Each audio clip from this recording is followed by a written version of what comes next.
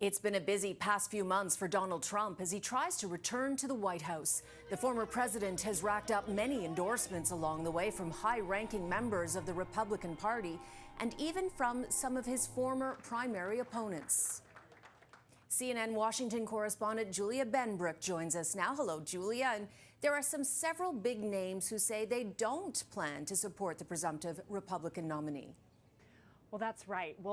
When primary season kicked off, it became clear very quickly that former President Donald Trump's hold on the Republican Party was still strong. Now, that meant that several of his primary opponents stepped out of the race, and many of them quickly endorsed him, including Florida Governor Ron DeSantis. He did that in a social media video right after he dropped out of the race. And then some of them are even campaigning alongside the former president. Now, it's important to note that all of these Republican candidates who appeared on the debate stage, Trump did not. He decided not to debate. But all of them who did appear on that stage signed a pledge with the RNC saying that they would support the eventual nominee.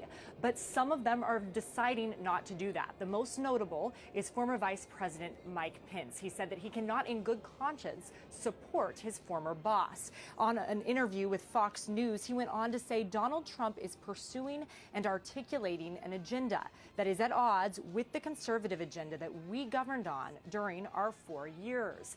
Another former candidate that's speaking out against Trump is former Arkansas Governor Asa Hutchinson. Now, he was more critical of Trump on the campaign trail than some of the others were, and he actually endorsed former UN Ambassador Nikki Haley after he decided to drop out of the race. Now, back to that pledge and Haley, when she decided that she was going to step out of the race, she did not endorse anyone on that stage and said instead she said that Trump would have to earn the support of her supporters. In an interview with NBC, she suggested that she does not believe that she is still bound by that RNC pledge, in part due to the many changes at the RNC. With former Vice President Mike Pence and former Governor Asa Hutchinson making it clear they will not support Trump in November, it begs the question, who will they be supporting?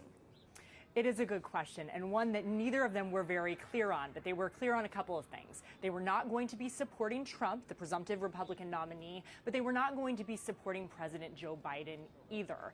Pence said that he would never vote for Biden and suggested that he would not support a third-party candidate, instead saying that he was going to keep his general election voting plans to himself.